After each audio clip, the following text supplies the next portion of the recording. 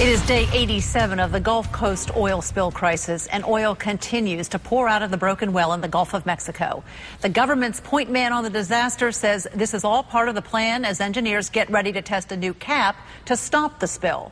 As Kristen Dahlgren reports, so far one small leak had to be fixed before BP can crank up the pressure.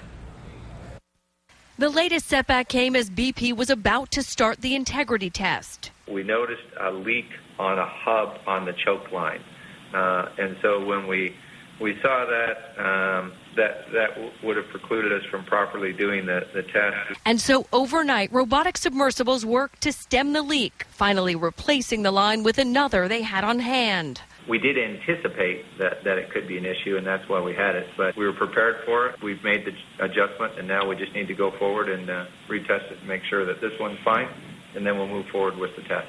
The test, they hope, will ultimately tell them how well the cap will hold and if there are any other weak spots in the well. They'll do that by checking pressure readings. If we get very low pressure readings, it'd be the equivalent of putting your thumb over the garden hose and the water's going someplace else because there's no pressure. If we get high pressure readings, that would give us some indication that the wellbore is intact. Talk about the integrity of the casing pipe. That all then relates to how much mud and the procedures that will be needed and how they're actually going to kill the well down below.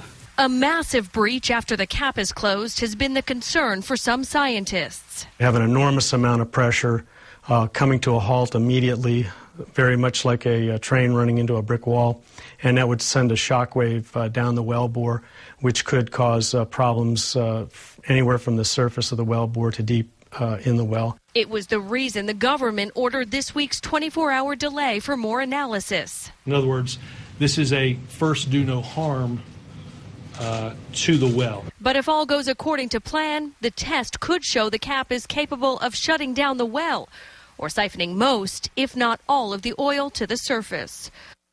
Now, the government has ordered BP to proceed very cautiously, pausing every 6 hours to evaluate those pressure reading results. In Venice, Louisiana, Kristen Dahlgren, WPTV News Channel 5.